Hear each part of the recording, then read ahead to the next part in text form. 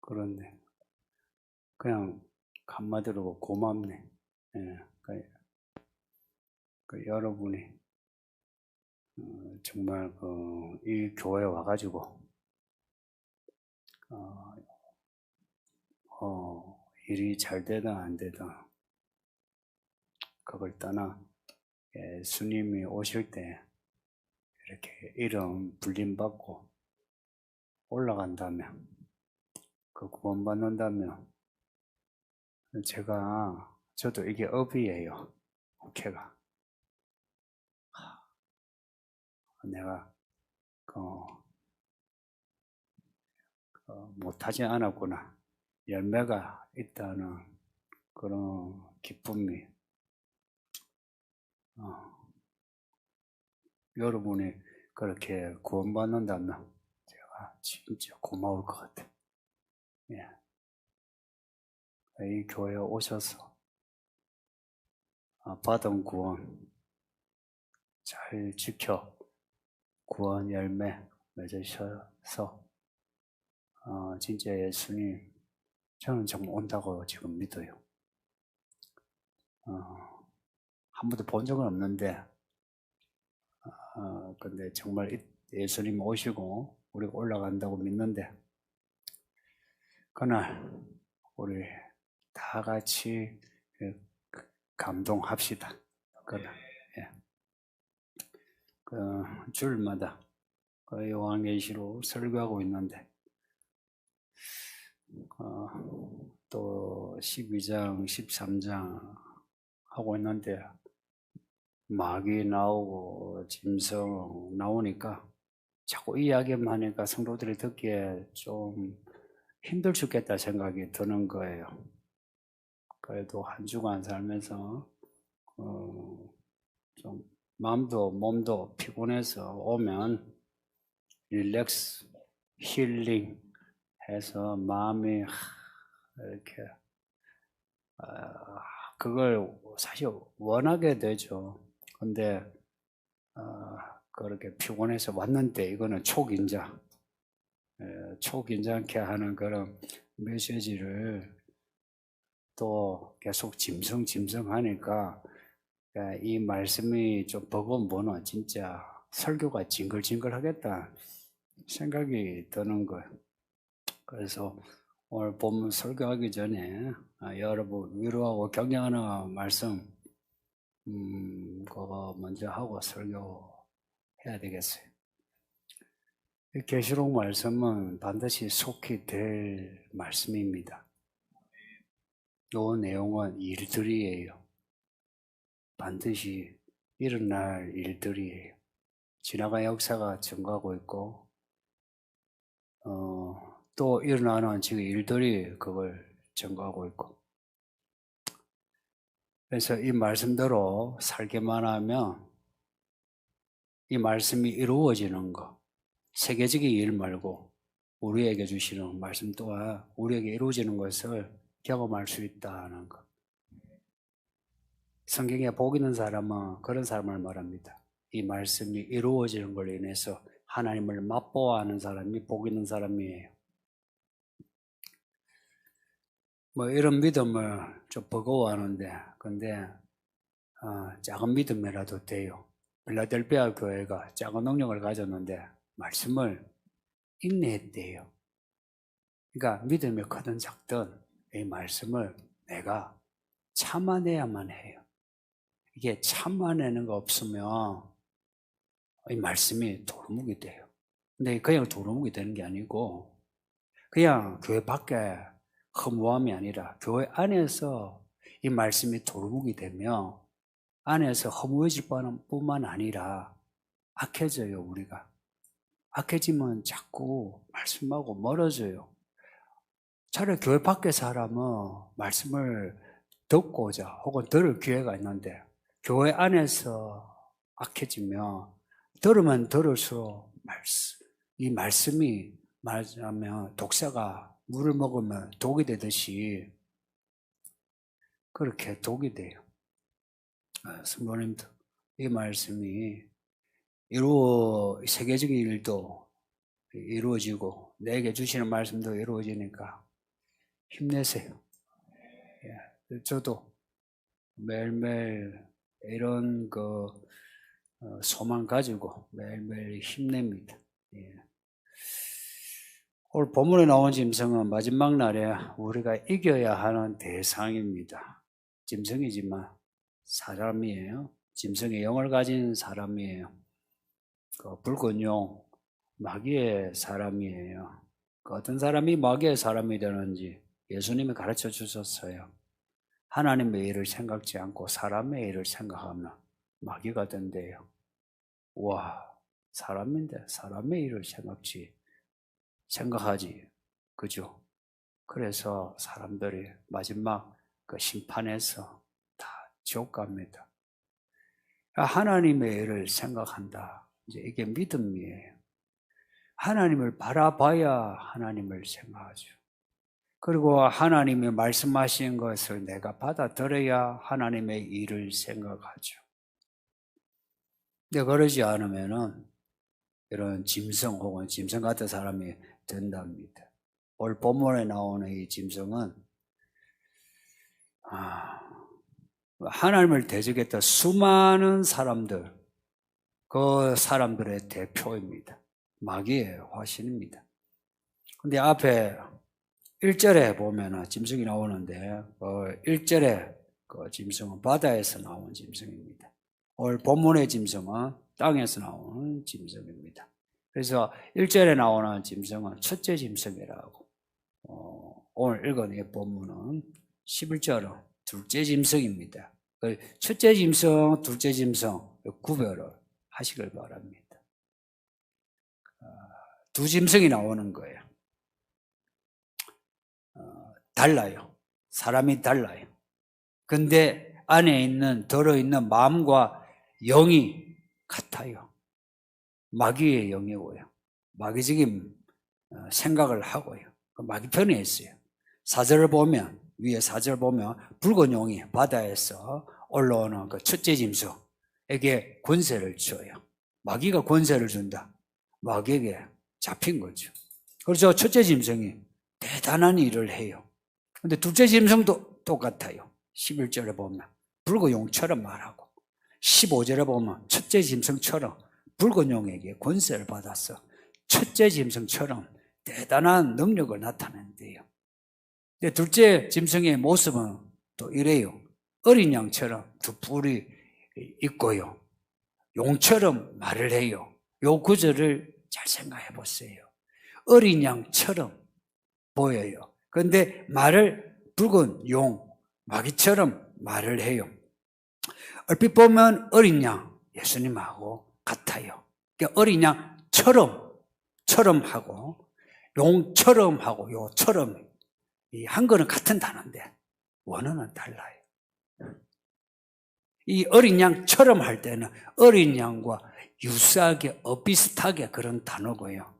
붉은 용처럼 하는 것은 우리가 보기에 이 금 같네 이런 거 있죠. 딱 그대로 A는 B다. 그래서 어린 양처럼 할 때는 어린 양처럼 비슷하게 척하는 거예요. 그런데 이 짐승의 정치하는 거 보면, 말하는 거 들어보면 말이 붉은 용의 말처럼 들린다. 고로 이 짐승의 정체가 어린 양에 가깝습니까? 용에게 가깝습니까? 예. 그렇습니다. 어린 양처럼 보이도록 하는 거예요. 그래서 이 사람이 등장할 때는 어린 양, 예수님처럼 혹은 엘리야처럼, 모세처럼 그렇게 하나님의 사람처럼 비슷하게 보여요. 그래서 사람들이 그 사람을 좋아할 거예요. 교회 사람들도 이 짐승을 좋아할 거예요. 그런데 이 짐승이 말을 하는데 그 말에서 용처럼 말하는 거라.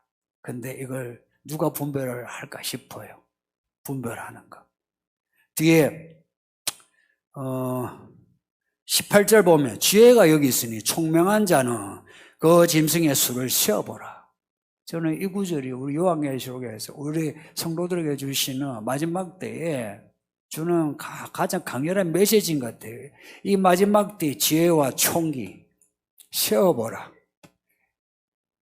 이 어린 양같이 보이는 이 짐승이 용인지 어린 양인지 알려면 지혜가 있어야 되는 거예요. 지혜와 총기. 반복해서 말씀하지 마. 이거 제가 경험한 거예요. 믿음으로 산다는 거는요, 나이, 학벌, 남녀, 이거 떠나서 총기가 없으면 믿음 생활 못 해요. 그게 맞는 게 어떻게 살아야 하느냐를 알아야 돼요. 결국 이 마지막 때가 이들 아니든 간에 이 짧은 인생이 종말 있잖아요. 그러면 이 종말에 있는 우리 개개인의 인생에 어떻게 살아야 하는 문제는 중요하잖아요. 근데 이게 본성대로 살면 되느냐, 양심대로 살면 되느냐, 그러면 안 똑똑해도 돼요. 그냥 순수하면 돼요. 근데 그게 아니에요. 하나님의 뜻대로 살아야 돼요. 아까 말씀드렸죠. 하나님의 일을 생각하면서 살아야 되는데 이거는 생각해야 돼요. 하나님의 계산으로 계산을 해야 돼요. 그리고 이 용처럼 말한다. 이 정체가 용인지 아니면 어린 양인지 분별할 수 있는 지혜가 있어야 되는 겁니다. 그러니 성도님 말씀과 기도로 똑똑한 성도 되시길 바랍니다. 특히 어르신들 예순이 넘고 시인이 넘어간 죽을 날이 산날보다 가까운 분들 명심하세요. 정신을 딱 차려서 살아온 대로 살면 안 되고 이제는 예전보다 더 머리가 깨어나가지고 계산을 잘해야 돼요. 예전에는 돈 계산하면서 살았잖아요. 이제는 하나님의 말씀으로 계산하면서 살아야 돼요. 어떻게 살아야 하나? 이 문제 아니에요. 근데 성경은 그걸 가르쳐줘요. 내가 길이요 진리요 나를 따라오라 그래요. 길이요 진리요 하고 던져서 놓고 길 찾아가 이게 아니고 날 따라오라 하고 우리와 함께 하시면서 우리 안에 계시면서 우리를 데리고 가시는데 근데 보이지 않는 분이시라. 보이지 않는 그분을 어떻게 보나? 믿음으로 봐요. 이 믿음이 어떻게 생기나? 말씀을 읽고 들음으로 생기는 거라. 그 말씀을 내가 붙잡을 때에 하나님이 보여요. 정말 하나님이 보여요. 저는 하나님이 눈으로 본 적은 없는데 하나님을 본 것 같아요. 눈을 감아도 보이고 눈을 떠도 보이고 그리고 이 육체의 이 마디마디 하나님이 저와 함께 계신다는 게 이 마디마디 느껴질 때가 있어요. 신기하죠?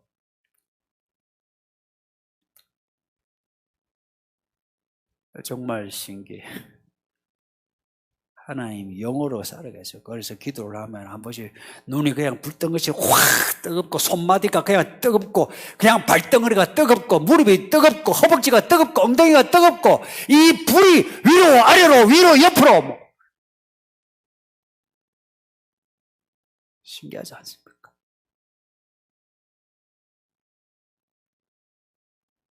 정말 신기하죠.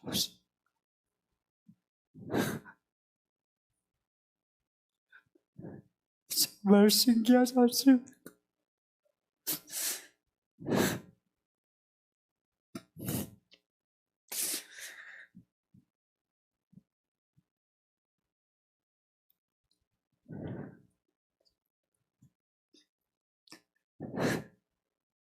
정말 신기해. 네 왜 이런 마음이 아파요?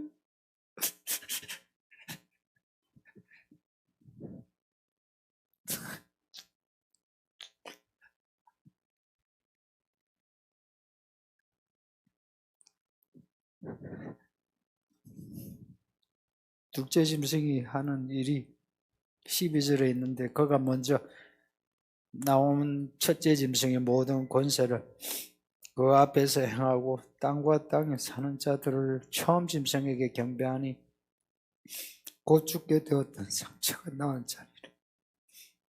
이 둘째 짐승이 하는 일이 첫째 짐승을 높여 모든 세계가 첫째 짐승 저 그리스도를 높여요. 마치 신 들린 것처럼 귀신 들린 것처럼 희한하게 그래요. 사람들이 바뀌는 거 그냥 한순간이에요. 사람들이 이성적인 것 같은데 전혀 이성적이지 않아요. 사람들이 어리숙해요. 특히 지도자들, 지식인들 그냥 영이 들어가서 장악하면요 꼭두각시처럼 그냥 왔다 갔다 해요. 그리고 이 둘째 짐승이 이 첫째 짐승을 경배하는데 희한한 능력으로 경배해요. 말도 잘하죠. 붉은 용의 말을 해요. 그 말 되게 잘해요. 그리고 희한한 능력을 행해요.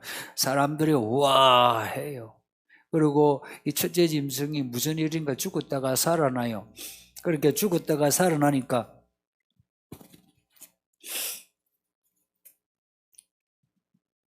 죽었다가 살아나니 사람들이 우와 해요. 예수님은 죽었다가 살아나가지고 그냥 수천 명이 아니라 그 제자들에게만 나타나가지고 말씀 가르치고 올라가셨어요. 왜 예수님이 죽었다가 살아나가지고 헤롯에게 안 등장하고 빌라도에게 안 가고 이스라엘 성전 위에 나타나지 않았을까? 이상하죠? 그런데 이 죽었다가 살아난 첫째 짐승은 사람들 앞에 나타나가지고 봐라 이렇게 해요. 그러면 사람들 우와 하고 거기에 대해 둘째 짐승이 이분이 신이시, 이분이 메시아라고 해서 이 첫째 짐승의 닮은 신상을 딱 만들어 놓고 거기에 생기를 넣어줬대요. 생기가 뭔지 모르지만 얘가 하나님 흉내는 다 내요. 이 둘째 짐승이. 첫째 짐승도 그렇고 이 생기를 넣어주니 이 신상에 말을 하네. 말을 하니 또 사람들이 우와 하는 거라. 그러면서 이 첫째 짐승의 신상에게 절하지 않은 사람은 다 죽이는 거예요. 다 죽인다. 이 신상을 믿지 않으면 다 죽인다. 옛날 느부갓네살 왕이 신상을 만들어 놓고 이 신상, 이 금신상에게 절하지 않으면 다 죽인다 했던 것처럼 똑같이 다 죽인다 하는데 여기에 다 절을 하는 거라. 세상 사람 다 절을 하는데 절하지 않은 사람이 누구냐? 생명책에 기록된 사람만 절을 하지 않는데 그 대부분이 기독교인이에요. 많은 유대인이 절을 하게 되고 그런데 많은 기독교인이 절하지 않으므로 이 신상에게 절하지 않는다 해서 죽임을 당해요. 그것도 죽임을 당하는데 어떻게 죽이느냐? 칼로 사람을 죽인답니다. 이게 2000년 전이니까 칼 이야기 했을 수도 있어요. 그런데 이 문맥을 보면 칼로 죽인다 하는 표현이 진짜 칼로 죽일 듯한 그런 문맥이에요. 종교적인 처형인 거예요. 지금도 종교적으로 이 칼로 처형하는 종교가 있죠. 무슨 종교예요? 이슬람입니다. 이슬람은 지금도 사람을 죽일 때에 칼로 사람을 쳐서 죽여요. 그리고 죽일 때 옷을 노란색을 입혀요. 이슬람 국가 색깔이 전부 다 노란색이에요. 거색이에요. 그래서 그 색깔을 입혀가지고 사람을 죽여요. 죽이도 이렇게 칼로 내리쳐서 죽여요. 한 번 내리쳐서 안 죽으면 그냥 칼로 지근지근 하면서 죽여요. 이 이슬람의 성경과 유사한 점이 너무 많아요. 이 본문에 나오는 두 짐승처럼 이슬람의 종말론에다 두 인물이 나와요. 하나는 알마흐디라고. 이 마흐디라는 사람은 9세기에 시아파의 이맘이 시아파의 지도자예요. 어릴 때 지도자가 되었는데 갑자기 사람이 사라졌어요. 사라지고 난 뒤에 전설에 고향이 이 사람이 언젠가 나타나서 이슬람으로 세계를 지배하게 된다고 우리가 천년왕국 이야기하듯이 이 사람이 이 세계를 이슬람 세계로 만든다고. 그래서 이 사람 올 때 우리는 그 사람을 지지해야 된다고. 그걸 1000년 이상을 지금 기다리고 있어요. 이 사람이 하는 일은 유대인하고 기독교인을 죽이는 일입니다. 그냥 쿠란에 나와 있어요. 다른 종교 이야기 없어요. 주 타겟이 기독교인이에요. 교회예요, 교회. 그 다음에 유대인이에요. 유대인과 교회를 죽이지 않은 거라. 그리고 나타나는 둘째 인물이 예수예요, 예수. 우리가 부르는 이 예수예요. 그들은 이사 혹은 이사예요. 근데 우리가 성경에서 알고 있는 예수와 달라요. 동정녀, 마리아 아들 예수는 맞아요. 나사렛에서 자란 예수 맞아요. 그리고 천국을 가르친 예수는 맞아요. 그런 거는 똑같아요. 그런데 동정녀가 아니고 그냥 여자 요셉과 마리아가 관계에서 낳은 아들이라 하고 그리고 예수가 십자가 앞에서 도망을 갔어요. 도망을 가서 애를 낳고 살았어. 그래 살다가 올라갔어. 그러고는 재림한다는 이야기예요.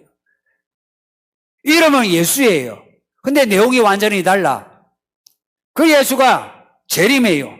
재림에서는 뭘 하느냐? 무슬림 예수예요.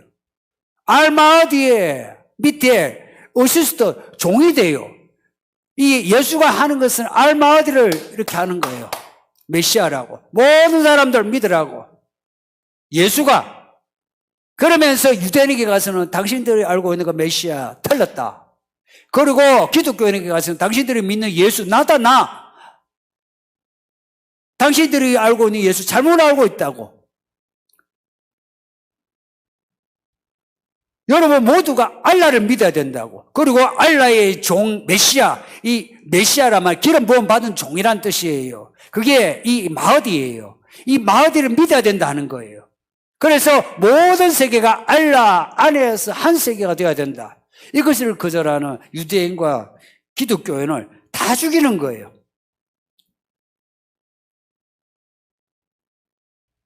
또 이슬람에는 적그리스도가 나와요. 우리가 말하는 이 짐승과 같은 존재가 나와요. 아드다잘 혹은 혹은 알 붙으면요. 이슬람에서 알 붙으면 알라란 말입니다.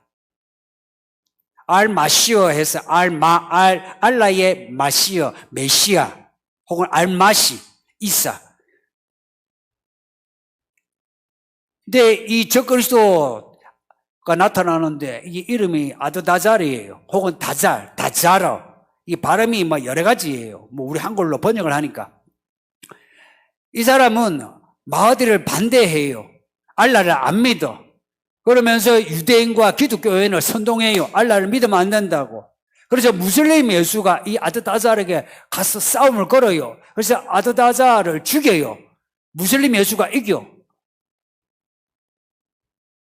붉은 용이 성도들과 싸워 이기는 것처럼 이겨요. 그래서 이 안 믿는 기독교인과 그리고 유대인들을 전부 다 학살을 해요. 그리고는 이 세상을 이슬람 국가로 만든다. 이 이슬람의 종말론이 이 종말론 요 내용은 꾸란과 순나, 하시드 이 책들이 이게 우리는 한 성경이죠. 거기는 내 경전이 있고 또 그 외 예언자들의 글들이 이 시대에 따라 경전처럼 있어요. 그것을 이 종합하기가 쉽지가 않아요.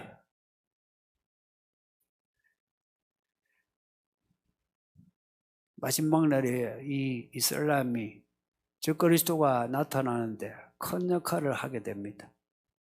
그래서 종교적으로는 이슬람이 역할하게 되고 정치적으로는 천주교가 역할하게 되고 철학적으로 사상적으로는 불교가 역할하게 되고 지금은 이슬람이 우리나라에서 얼마 안 되지만 지금 이슬람 무슬림 증가 속도가 엄청 빠르다며요. 뭐 거의 1년에 5,000명씩 지금 늘어난다고 해요. 그리고 한국인 무슬림이 많이 늘어나고 있고 미국하고 유럽은 9.11 테러 후에 거의 해마다 8%에서 10% 는다고 합니다. 그 8%가 10%라니까 엄청나죠. 근데 왜 9.11 테러 후에 그렇게 늘어나나? 이슬람이 그렇게 테러를 하니까 사람이 이 공포심에 그렇게 된 거예요. 만일 우리나라에 이슬람이 한 100만 명이 된다 하고요. 그리고 이슬람 테러 분자가 롯데월드 저 큰 건물을 테러로 해서 무너뜨렸다. 그러면 우리나라 많은 사람이 이슬람에 대해 혐오도 하겠죠. 혐오와 함께 또 한편으로는 이슬람으로 개종하는 사람들이 많아져요. 이슬람은 이 두 가지를 다 지금 하고 있어요. 그래서 사람들 한편으로는 폭력으로 사람들을 겁을 줘서 그 사람들의 마음을 장악해서 겁먹어서 돌아오게 하고 한편으로는 이슬람이 평화의 종교라 그러죠. 자기들이 그래요. 평화의 종교, 용서의 종교, 사랑의 종교라 그래요. 근데 그것은 강한 자 앞에 있는 이슬람의 가면이에요. 이슬람은 약한 자에 대해서는 칼을 들고 있어요. 강한 자에 대해서는 낫을 들어요. 평화예요, 평화. 칼하고 나다고. 사실은 그들은 다 칼이에요. 그 낫으로 칼 만들어 죽이는 거예요. 그래서 마지막 때는 이슬람에 의해서 죽는 기독교인의 숫자가 엄청나게 많을 겁니다. 이슬람만 그렇게 하는 것이 아니에요. 지금 온 세계가 철학과 종교, 사회, 문화, 체계가 그리고 이 경제, 돈 문제가 교회를 지금 압박하고 있어요. 코로나는 코로나로 끝나지 않을 거고요. 하나님이 이미 시작하셨습니다. 2000년 전에 시작하셨고요. 지금 이제 그 시작하신 일들이 이제 종합이에요. 이미 2000년 전에 심판을 시작하셨어요. 그래서 예수님이 그러셨어요. 천국에 가까웠다고. 그리고 바울이 그랬어요. 예수님이 곧 오신다고. 그때 마라나타 그랬어요. 마라나타. 이 말이 무슨 말이냐. 예수님 곧 오소서. 이런 말이에요. 2000년 전에 그 믿음을 가졌어요. 근데 지금 2000년이 지난 지금 그동안의 종말의 일들이 이제 종합해서 우리에게 나타나요. 그래서 분위기가 조성되고 있어요. 그러다가 언젠가 때가 되면 갑자기 문득 이었고 그냥 생각지 않은 때에 짐승의 세계가 도래합니다. 이게요, 그냥 어떤 우리가 뭐 음식을 만들면 온도가 점차 올라가지고 물이 끓는 게 아니고요. 보면 미지근해요. 근데 한순간 물이 막 끓어요.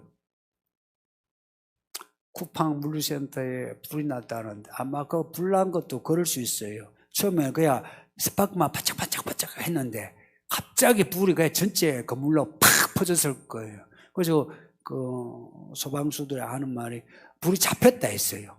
이제 잡혔다 했는데 갑자기 또 이게 발화가 되면서 그 잡을 수 없을 정도가 됐답니다.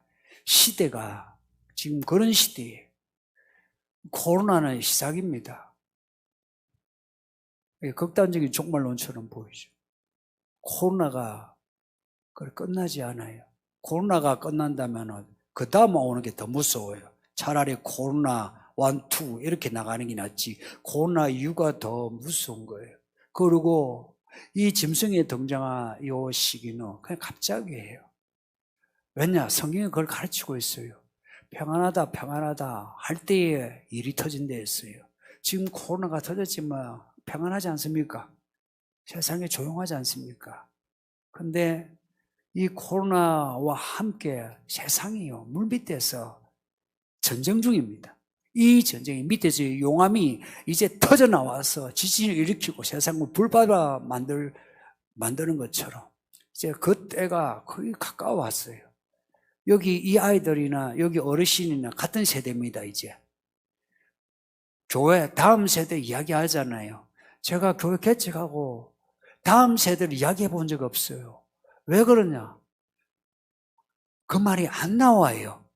저는 제가 마지막 세대란 것을 했음부터 제가 느껴왔어요. 이거 설명을 할 필요가 없을 것 같아요. 그냥 그렇게 느껴왔어요. 그래서 이 교회는 이기는 교회라고 한 이유도 요한계시록 이름을 따서 이기는 교회를 한 거예요. 세상을 이기는 교회. 마지막 때에 이 악을 이기는 교회. 그래서 예수님이 오실 때에 예수님을 맞이하는 교회. 그리고 이 교회가 구원의 방주가 되었으면 해요. 예수님이 하신 말씀이 있어요. 그거 그냥 예수님이 겁줄로 하신 말씀이 아니거든요. 사지가 절단대처럼 천국에 가는 게 나았냐? 아니면 사지가 온전하게 잘 먹고 잘 살다가 지옥에 가는 게 나았냐? 어느 게 낫습니까? 사지가 그렇죠. 천국에 가는 게 낫지. 근데 사지가 절단대처럼 천국에 가는 게 사지가 온전해서 지옥에 가는 것보다 낫죠? 계산을 그렇게 하세요. 그렇게 계산을 했으면 이제 어떻게 해야 되는지 이제 길을 찾아야 돼요. 그럼 누가 우리 사지를 자릅니까? 아무도 안 잘라요. 이스라엘 우리 칼로 목을 안 잘라요. 아무도 손발이 안 잘랐어요. 아무도 이 손발을 자르진 않지만 그러나 우리가 잘라야 될 게 있어요. 이 말씀하고 우리의 생각과 고집과 우리의 캐릭터, 우리의 길과 우리의 욕구, 우리의 탐욕 이것이 안 맞으면 우리의 생각을 잘라야 되고 우리의 고집을 잘라야 되고 우리가 바라는 바를 내가 잘라야 돼요. 무슬림이 와가지고 칼로 우리를 목을 자른다면 차라리 다행이에요. 잘라주니까. 어려운 게 뭐냐? 내가 나를 잘라야 돼요. 이 아이들은 잘 들어요. 이 아이들은 잘 잘라요. 가만 생각해 보세요. 이 1학년, 2학년 아이들이 몇 시간을 앉아있어요. 어제도 앉아있고, 오늘도 앉아있고, 수요일도 앉아있고, 금요일도 앉아있고. 한심해 보입니까? 이 아이들의 부모들에게 물어보세요. 이 아이들이 한심한가? 이 아이들도 놀고 싶은 거, 손발이 움직이고 싶은 거, 손발을 잘라야 앉아있는 거 아닙니까? 생각도 내 생각을 잘라내야 말씀을 들을 수 있는 거예요. 내가 옳다고 고집하는 신념 혹은 이데올로기도 내가 잘라내야 이 말씀을 받아들일 수 있는 거 아닙니까? 성경은 이걸 말씀해요. 우리가 잘라야 될 게 얼마나 많은지를 말씀해요. 그래서 뭐라고 하냐? 자기를 부인하라, 자기 목숨을 미워하라 그럽니다. 부담스럽죠. 이게 부담스러우니까 그냥 달콤한 소리 들을 때는 교회에 나오다가 이 양날의 칼 같은 말씀을 들으면 교회 나오기 힘든 거라.